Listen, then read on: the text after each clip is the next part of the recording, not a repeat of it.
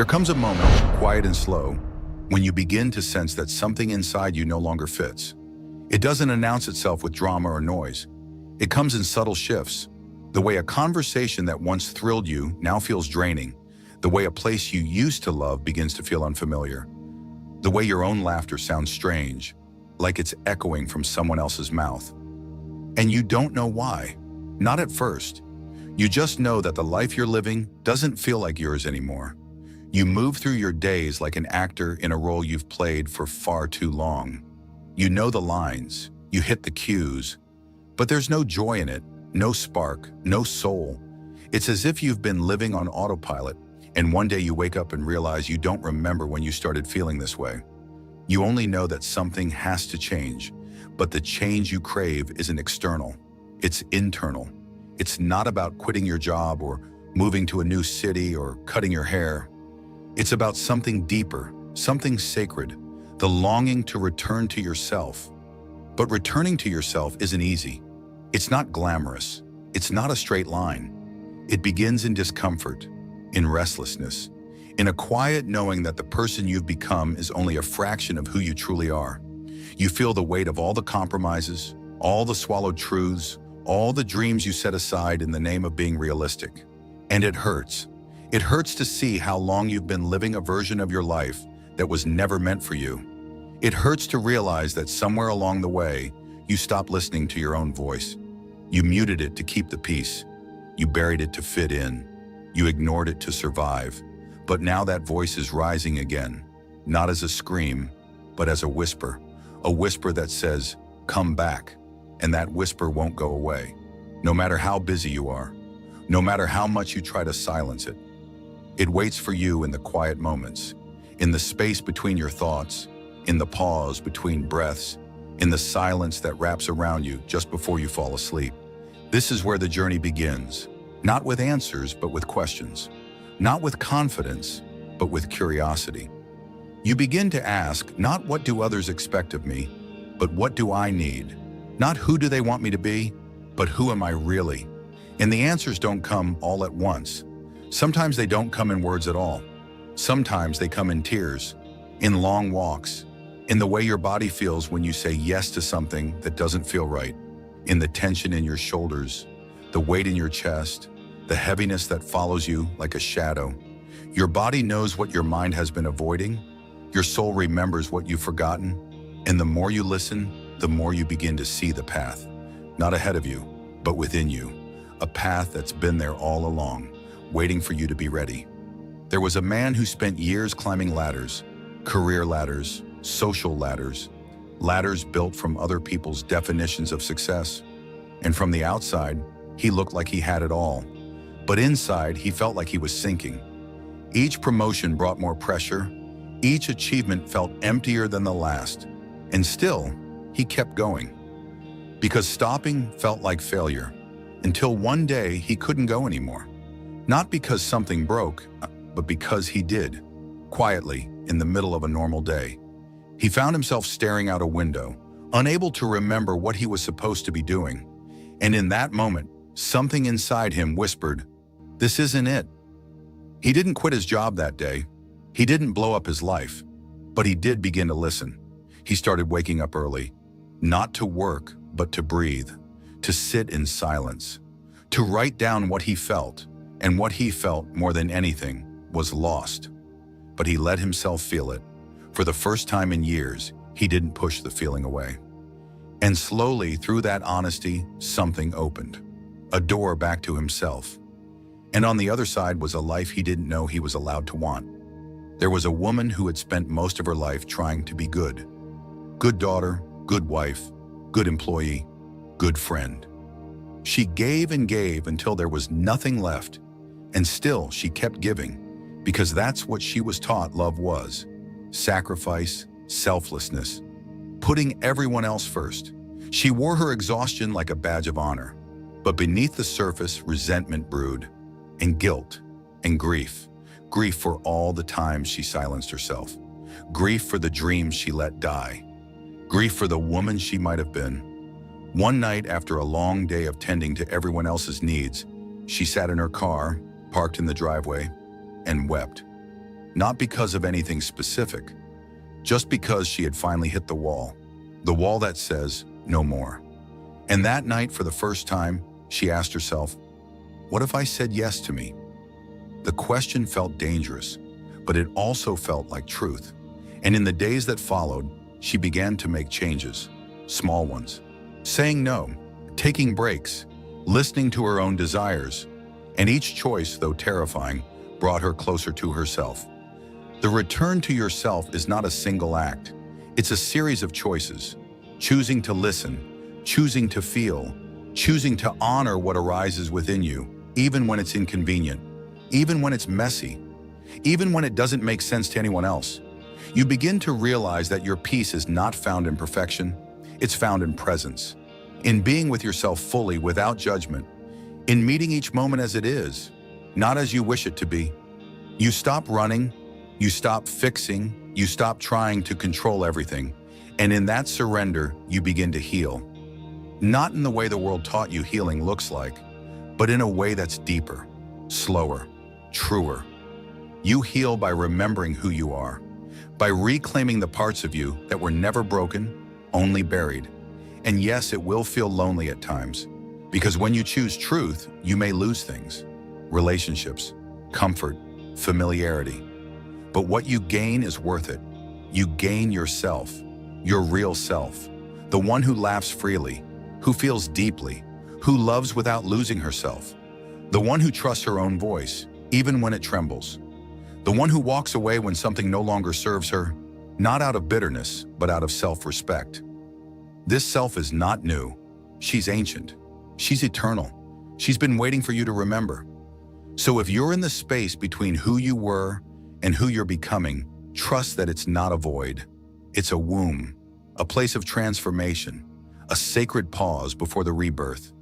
It's okay if it feels uncomfortable. It's okay if you don't have the answers. What matters is that you're listening. What matters is that you've stopped abandoning yourself. And in that choice, everything begins to change. There are days when everything inside you feels heavy and you don't have the language to explain why. The weight doesn't come from a single moment, but from years of accumulating silence, from the words you wanted to say but never did, from the times you smiled when your heart was breaking, from all the times you chose peace outside while creating a storm inside. And eventually the weight becomes too much, not enough to collapse under, but enough to make breathing feel like labor, enough to make joy feel distant, like a language you used to speak fluently but haven't practiced in years. You begin to wonder how you got here, not in your life, but in your spirit. How did you forget what it felt like to feel light? The forgetting didn't happen overnight. It was gradual. You dimmed yourself a little here, compromised a little there, until your truth became a whisper. Until your reflection began to look like a stranger wearing a version of your face. And now, as you stand on the edge of your own rediscovery, you're afraid. Not because you doubt there's something better, but because letting go of the familiar, even when it's painful, is terrifying. We cling to the known, not because it serves us, but because it's predictable. Predictability gives the illusion of safety, but growth has never lived in the arms of certainty. It lives in the unknown, in the quiet rebellion of choosing yourself in a world that benefits from your self-abandonment. There was a man who had mastered the art of detachment. He had learned early on that showing emotion meant vulnerability, and vulnerability meant danger. So he built walls, not high enough to isolate, just strong enough to protect. He could charm a room, lead a team, solve a problem. But when it came to intimacy, he froze. Not because he didn't feel, but because feeling had always been unsafe.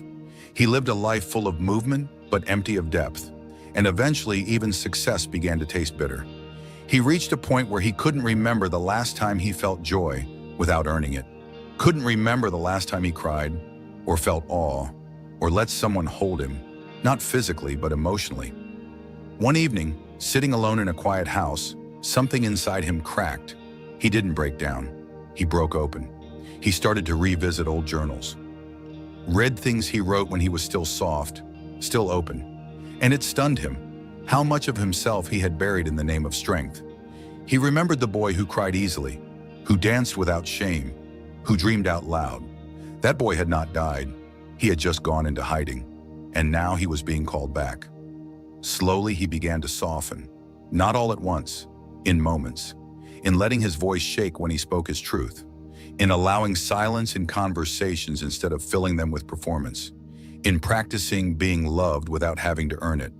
It was hard, it was unfamiliar, but it was real, and real, he discovered, was worth the discomfort. There was also a woman who had spent decades making herself palatable. She learned how to be liked, how to blend, how to disappear in plain sight. She dressed the part, spoke the part, lived the part, and it worked. People praised her, admired her, wanted to be near her. But no one really knew her, not even herself, because in the pursuit of being loved, she had betrayed the one person who needed her the most, herself. Her soul began to rebel in small ways. She couldn't finish books, couldn't focus, couldn't find the energy to pretend anymore. She grew quieter, not out of peace but out of fatigue. Her body carried the weight of her denial. And one day, during a seemingly ordinary moment, pouring tea, standing barefoot in the kitchen, she broke. The cup fell, tea splashed across the counter, and she sank to the floor weeping. Not for the mess, for the years, the lost time, the lost self. That moment wasn't weakness, it was release. It was her body finally exhaling after holding its breath for years. From that day forward, she began the slow journey back to herself. She bought clothes she liked, not the ones she thought she should wear. She reconnected with a friend she had distanced from out of shame. She let herself write poetry again. And in those small rebellions, she began to live. Not for anyone else, for herself. And it wasn't easy. The old conditioning screamed. But the new voice, her real voice, grew louder with each step. Sometimes healing looks like sitting on the floor of your kitchen, letting yourself fall apart. Sometimes it looks like canceling plans and spending the evening in silence. Sometimes it's laughing too loudly in a quiet room, because for once you feel free. And sometimes it's simply being honest with yourself, saying, I don't have it all together, I'm scared, I'm tired, but I'm here, and I'm trying. That kind of honesty is sacred. It breaks the illusion, it invites truth, and truth, even when it hurts, is the foundation of real healing. You may find that your healing makes others uncomfortable, that your growth disrupts the dynamics you were once a part of. Not everyone will understand the new boundaries you set. Not everyone will clap for the courage it took to choose yourself. Some will call it selfish. Others will call it dramatic. Let them. Their discomfort is not your responsibility. Your responsibility is to your own peace, to your own becoming, to the life that only you can live. And yes, that life may look different.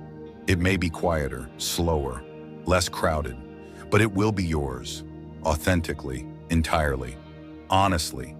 You are not here to be understood by everyone.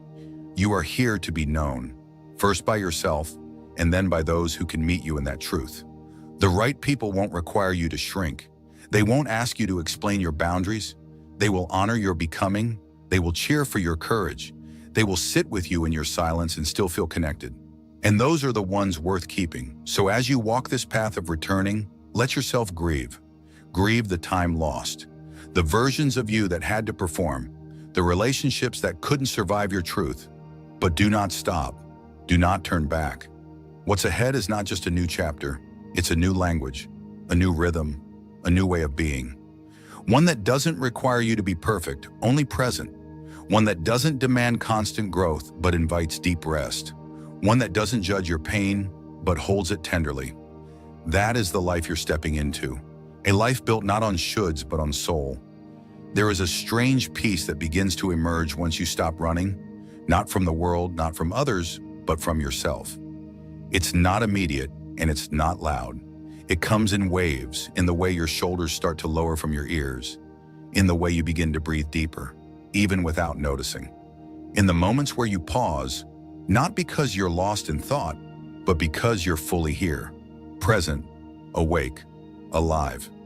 This kind of peace is unfamiliar at first, especially when you've lived your life in survival mode, when you've been conditioned to stay on guard, to read every room before you speak, to measure your worth based on how well you perform.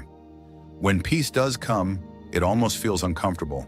like wearing clothes that don't quite fit yet. But over time, you begin to recognize it not as a threat, but as a homecoming. You begin to understand that you were never meant to live in a constant state of contraction. There was a man who always needed noise, music, podcasts, news, anything to keep the silence away.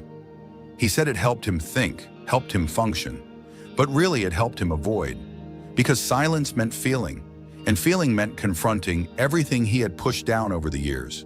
Regret, loneliness, shame, things he didn't have the language to name. But when his phone broke and he was forced to sit in his own stillness, something happened. The first day he panicked. The second day he got angry. The third day he wept. He didn't even know what triggered the tears.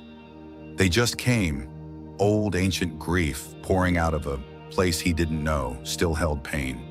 And in those tears, he found something he hadn't felt in years. Relief, not because everything was better, but because he had finally stopped pretending. He sat in the silence not as an enemy, but as a guest. And the silence held him, didn't judge him, didn't demand anything. It just allowed him to be.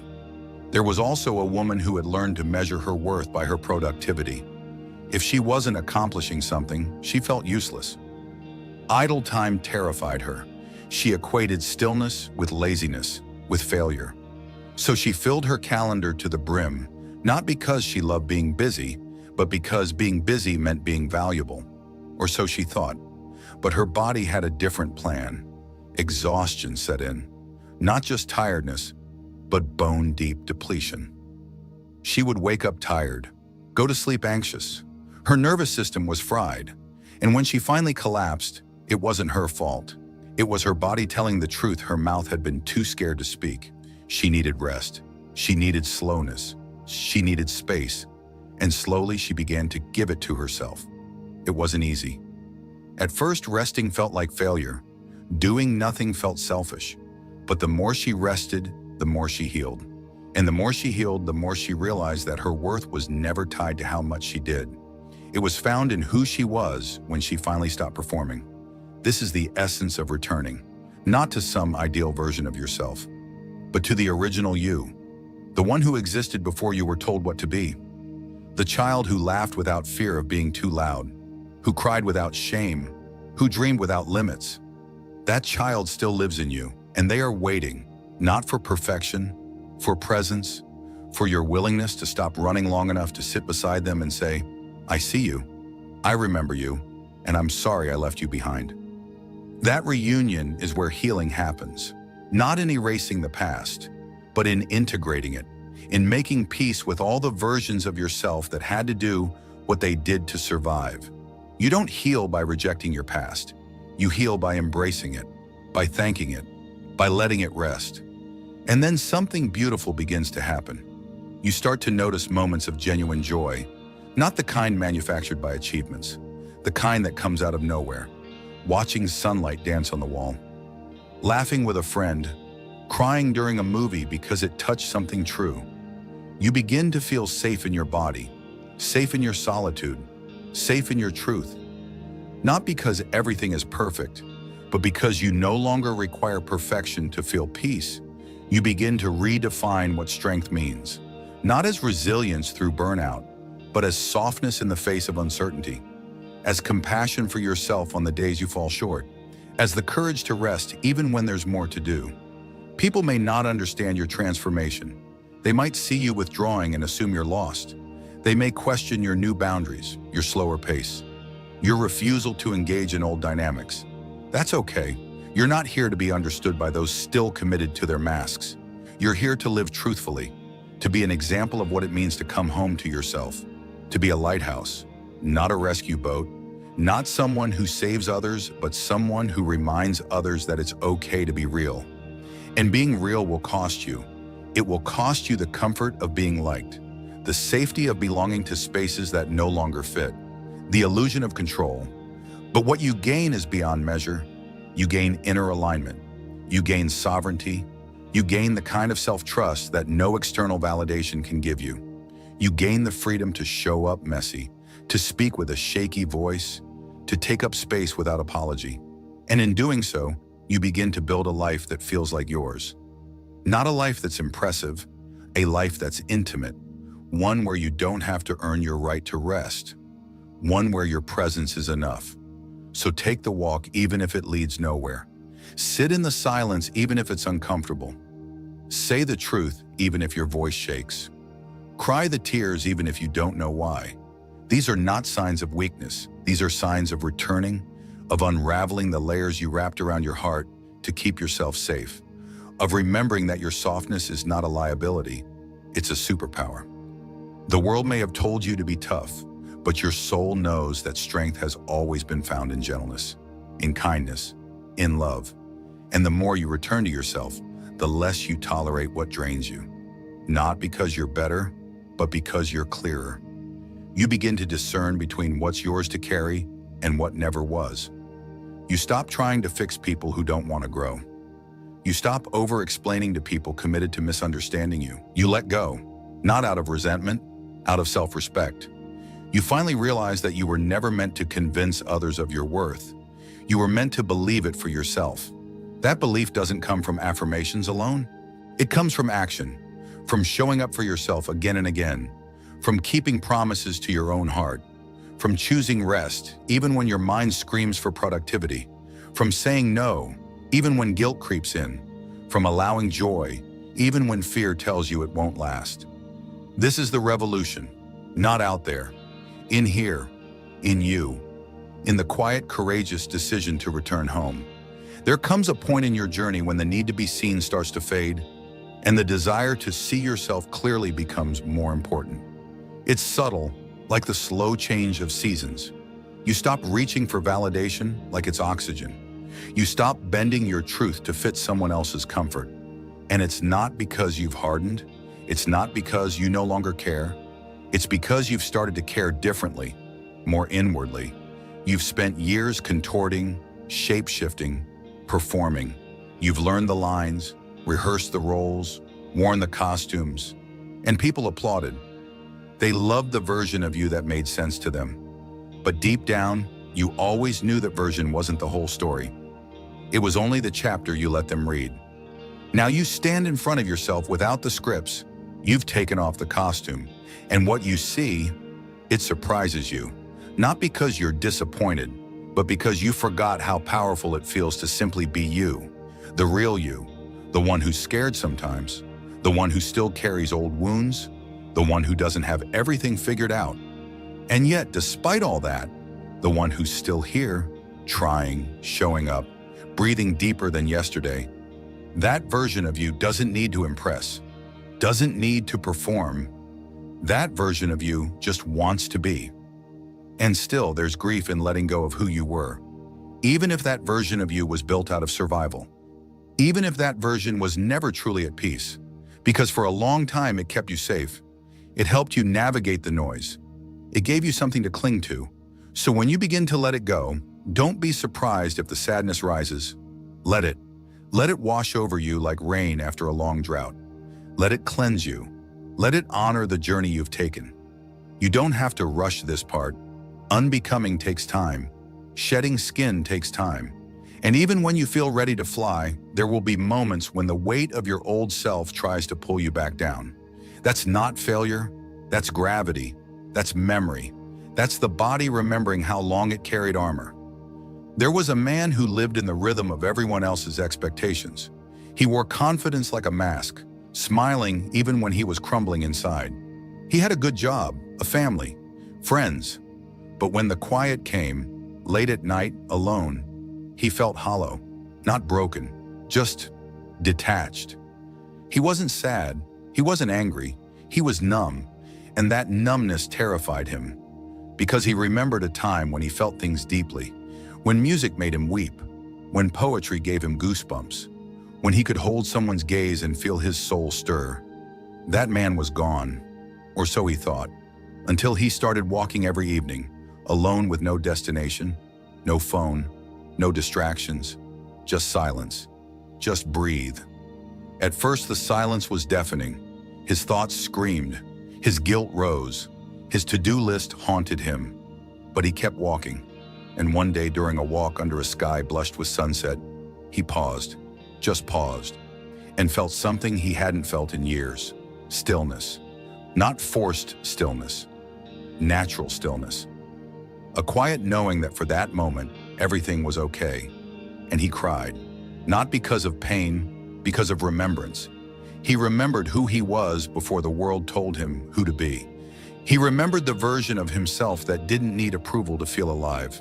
And from that day forward, he began to rebuild, not his life, but his connection to it.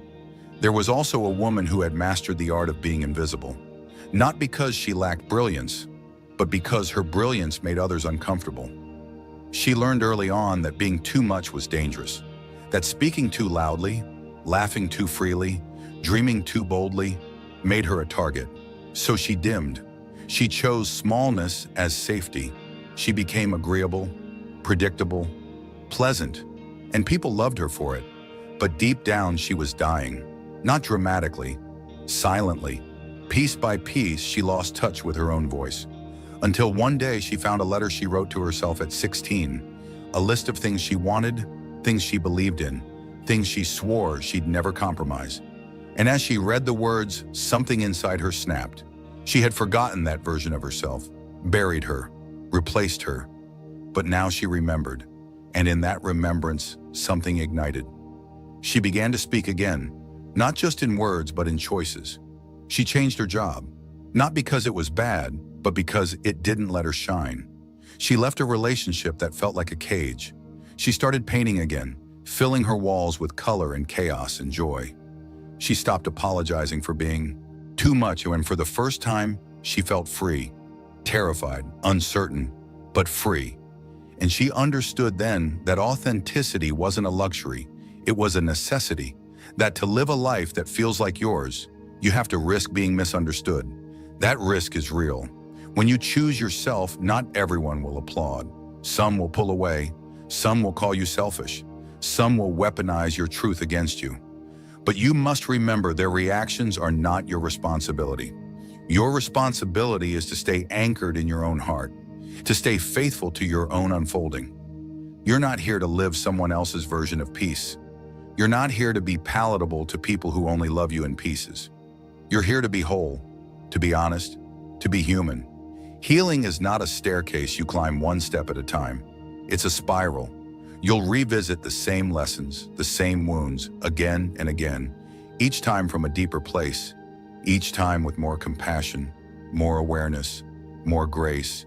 You'll think you've moved on from something, and then it'll rise again. Uninvited, inconvenient, intense. That's not regression, that's integration. That's your soul saying, we're not done here, not yet. There's still something to learn, something to release. Don't rush those moments. Don't resent them. Bow to them. Learn from them. Let them make you tender. And in that tenderness, you'll find your power. Not the kind of power that dominates, the kind that holds space, the kind that says, I see you to your fear, your shame, your longing, the kind that doesn't need to shout to be heard. That kind of power can't be stolen. It can't be faked. It comes from having walked through your own fire and returned with stories, not scars. It comes from loving yourself in the middle of your mess, not after you've cleaned it up. It comes from choosing presence over perfection, again and again and again. So if you're tired, rest. If you're grieving, let it rise. If you're lost, stand still. You don't have to fix it. You don't have to force clarity. Just be here. Just feel. Just trust that your soul knows the way, even when your mind is full of doubt. Especially then, because healing doesn't happen when you understand everything. It happens when you stop running from what's real. It happens when you sit in the dark long enough to realize your eyes have adjusted, that there's beauty there, wisdom there, God there. You are not behind. You are not broken. You are becoming. And becoming is sacred. Becoming is wild. Becoming is yours. So breathe, trust, and keep choosing yourself. One small, brave moment at a time. There are times when you'll feel like you're unraveling, not in chaos, not in pain, but in surrender. You'll be walking through your day and suddenly realize you don't care about the things you used to chase. The urgency is gone. the need to prove, to impress, to explain. It fades like a storm that spent years circling your heart and finally ran out of thunder. It's unsettling at first, this new stillness, because for so long, your identity was built on the noise, on the hustle, on being someone to someone else. But now that identity begins to dissolve. The old you, the one who lived by patterns and praise, starts slipping away. And what remains is the question, who am I when I'm no longer who I used to be? This question won't be answered with a quote or a book or someone else's advice. It won't come from scrolling through curated perfection or chasing spiritual highs. It will come slowly, like the way dawn touches the earth. Not all at once, but in slivers of light that make everything softer. The answer's in your breath, in your pauses, in the way your chest rises when you're honest with yourself, in the way your body exhales when you stop lying. That's where you find the truth, not in loud declarations, in the quiet return to your center, to the self that exists beneath the mask, the self you buried to survive, the one who never needed to be fixed, only remembered. There was a man who had built his entire world around being needed. He was the problem solver, the one who always showed up, the one who had the answers. And it gave him purpose. It gave him identity. But it also left him empty, because being needed is not the same as being known. Being useful is not the same as being loved. He realized this during a conversation with his daughter. She had asked him, "Why don't you ever tell me when you're sad?" And he didn't know how to answer. Because sadness, for him, was shameful, a weakness. He had spent so many years hiding it, even from himself, that he couldn't remember what it felt like to be held, rather than hold. That night he sat alone and cried, not because of pain, but because of longing.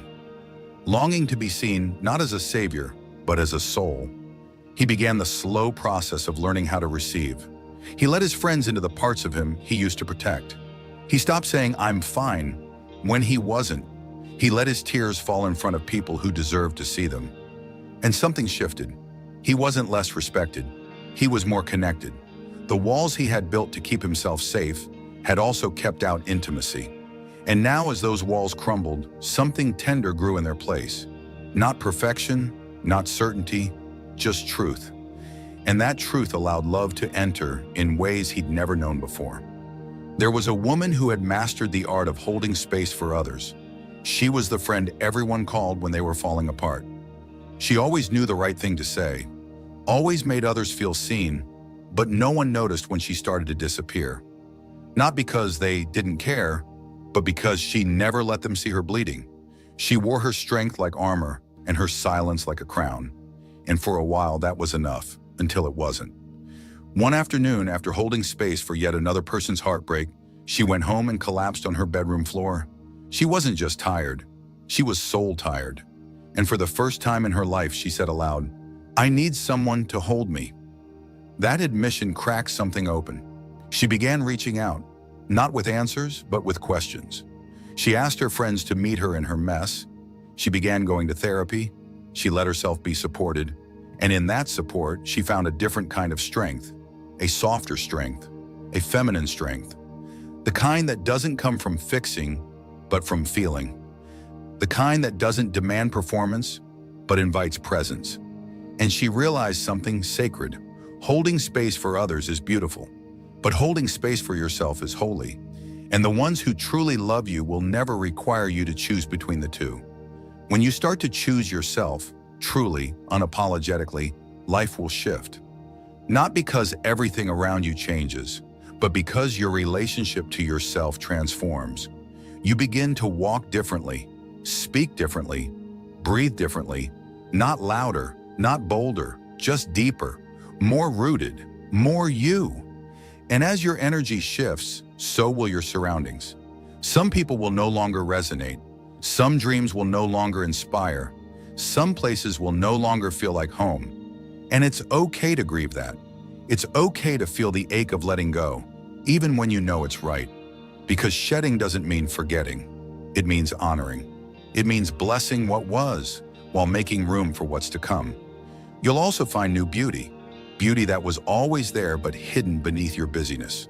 the way sunlight dances on your wall in the morning, the way tea tastes when you're not rushing, the sound of your own breath when you actually listen to it, the softness of your voice when you speak your truth, not to convince, but to connect. You'll discover that joy doesn't always roar. Sometimes it hums, sometimes it sighs, sometimes it arrives quietly in the middle of a conversation where your guard is down and your soul feels safe.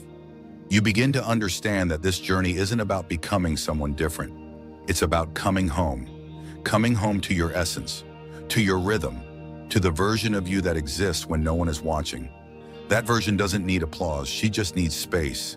She just needs safety, she just needs your permission to exist fully without shame. And with that permission comes a quiet revolution. You start saying no without guilt. You start saying yes without fear. You stop seeking closure from people who never offered clarity. You stop participating in cycles that drain your spirit. You begin to protect your peace, not like a fortress, but like a garden, with boundaries, with tenderness, with intention. And in that garden, you bloom, not for the world, but for yourself. Let people misunderstand you. Let them question your choices. Let them gossip, guess, assume. That's their path. Yours is deeper, quieter, richer. Yours is not about explaining, it's about embodying, living in a way that feels like truth, speaking in a way that feels like liberation, loving in a way that feels like home. Because at the end of the day, this is what we all want. Not perfection, not constant happiness, but truth, realness. To wake up in the morning and know that we are living a life that feels honest, that we are surrounded by people who see us, that we are treating ourselves with the same care we so willingly give to others. And when that becomes your standard, everything changes. You stop asking for permission. You stop waiting for the right time. You realize that you are the right time. You are the doorway. You are the invitation. And your life is the sacred ceremony. There is a kind of freedom that doesn't come with grand declarations or bold decisions. It comes quietly, in moments so ordinary they almost go unnoticed. Like the day you realize you no longer feel the need to respond to every message right away. Or when you pause before saying yes and ask yourself if you really want to. It's subtle, this kind of freedom. It doesn't scream, it whispers, and yet it carries the weight of years. Years of people-pleasing, years of abandoning your own needs to maintain peace, years of measuring your worth in how useful, agreeable, or accommodating you could be.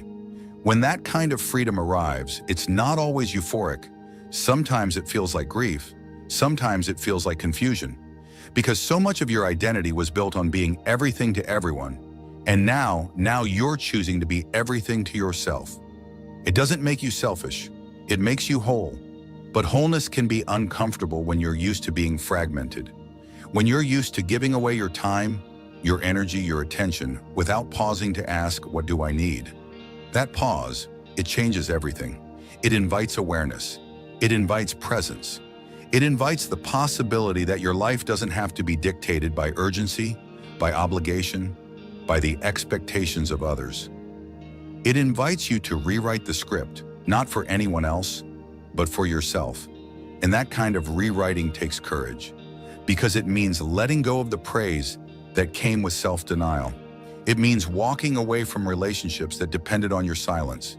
It means risking being misunderstood. But it also means choosing peace over performance. And that choice, it's everything. There was a man who had built his life on achievement. He had the accolades, the success, the admiration, but beneath it all, he was exhausted.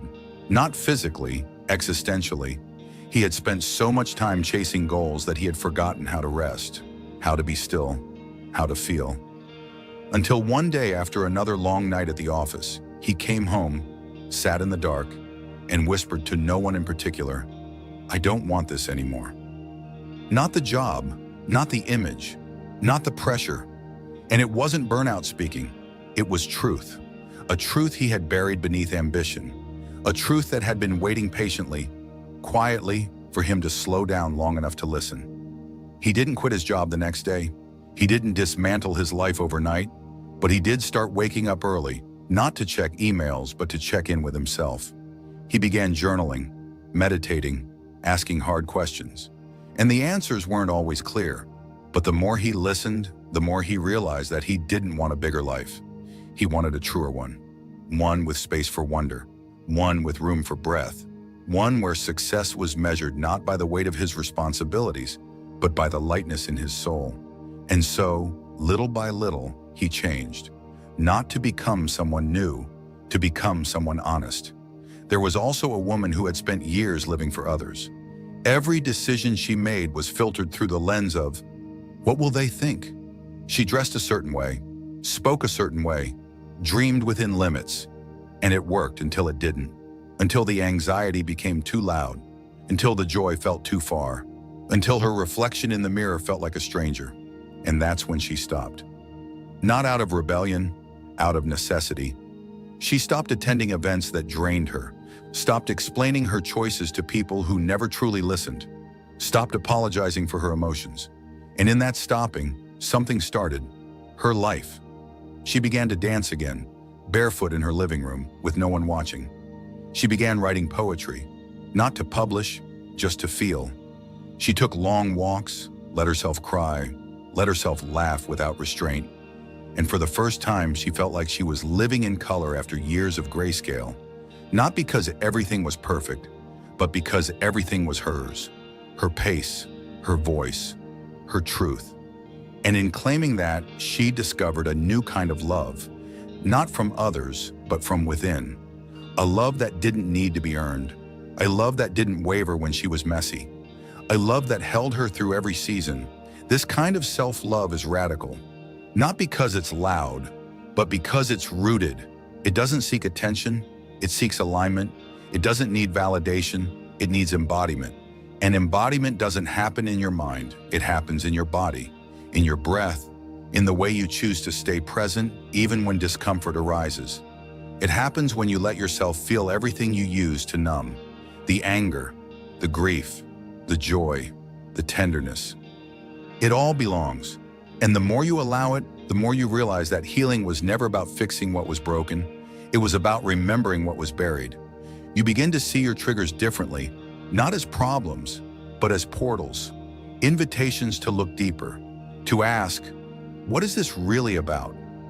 And often the answer surprises you. It's not about the comment, not about the situation. It's about the unhealed wound beneath it, the part of you that still believes you have to prove your worth, the part of you that still fears abandonment, the part of you that still confuses love with sacrifice. And when you meet those parts with compassion, not judgment, sometimes it looks like canceling plans because your soul needs silence. Sometimes it looks like walking away from people who love you because they cannot meet you where you're going. Sometimes it looks like grieving a version of yourself you thought you were supposed to be. And all of that is okay. All of that is valid, because the path to becoming is paved with unbecoming, with letting go, with releasing the version of yourself that was shaped by survival so you can step into the one shaped by truth. You don't have to have it all figured out. You don't need a 5-year plan. You don't need to justify your desires to anyone. You are allowed to change. You are allowed to grow.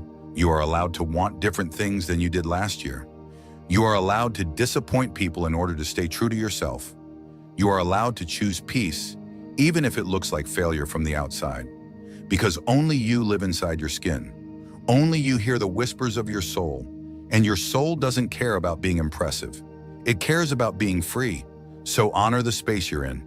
Even if it's messy, even if it's uncertain, especially if it's uncertain, because uncertainty means you are no longer numbing. It means you are awake. It means you are asking the right questions. And those questions, the ones that don't have easy answers, will carry you into the life you're meant to live. A life that feels like breath, like ease, like coming home. There are mornings when you wake up and everything feels unfamiliar, even your own reflection. You look into the mirror and see the same face, the same eyes, the same skin. But something's different. Not on the surface, deeper. Something has shifted inside you, and though you can't quite name it, you feel it in the way you breathe, in the way you pause before speaking, in the way your heart aches with a kind of tenderness that wasn't there before. You've outgrown something. Maybe it's the version of you that smiled through pain just to keep the peace. Maybe it's the version of you that made yourself small to avoid judgment. Or maybe it's the person who lived for others because you didn't yet believe you were enough. Whatever it is, it's no longer who you are. And though there's grief in letting go of the familiar, there's also freedom. Because finally, you're beginning to understand that you don't have to become someone else to be worthy of love. You only need to become more of yourself. Growth isn't always a climb. Sometimes it's a shedding. You don't just rise into a new version of yourself. You strip away everything that was built out of fear, the defensiveness, the perfectionism, the obsession with being understood, the exhausting need to prove your worth. As each layer falls away, you find something quieter underneath, something softer, more vulnerable, more honest. That's your real self, the one who knows that joy doesn't come from control, but from surrender. The one who no longer needs to chase validation because you've finally chosen yourself. And choosing yourself is not selfish. It's sacred. It's what allows you to love others without losing your own center. It's what allows you to give without resentment, to serve without exhaustion, to care without compromising your truth. There was a woman who had spent her entire life seeking approval. She had mastered the art of becoming whoever the moment required, charming in social settings, responsible at work, agreeable in relationships. And it worked.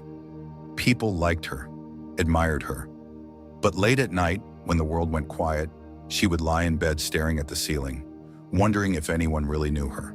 Not the polished version, the real her, the one with messy emotions and unspoken dreams. She realized that in all her efforts to be liked, she had forgotten what it meant to be seen, truly seen. And that realization gutted her, because she had surrounded herself with people who loved her mask, not her face, her performance, not her presence. That moment broke something open, not in a loud, dramatic way, in a quiet, irreversible one. She stopped answering messages out of obligation. She started speaking honestly, even when her voice shook. She let herself rest, let herself rage, let herself want. And to her surprise, the world didn't end. Some people drifted away, yes, but new people showed up. People who saw her, not in spite of her truth, but because of it. People who didn't need her to perform, who didn't flinch when she cried, who didn't pull away when she was too much. She began to understand that the love she had always longed for wasn't out there. It was in the moments she chose not to abandon herself. There was also a man who had lived most of his life by the book. He did everything right, got the degrees, married young, built the career, raised the family. And yet, in the quiet spaces of his day, he felt hollow. Not because he had made the wrong choices, but because he had never asked himself what he truly wanted.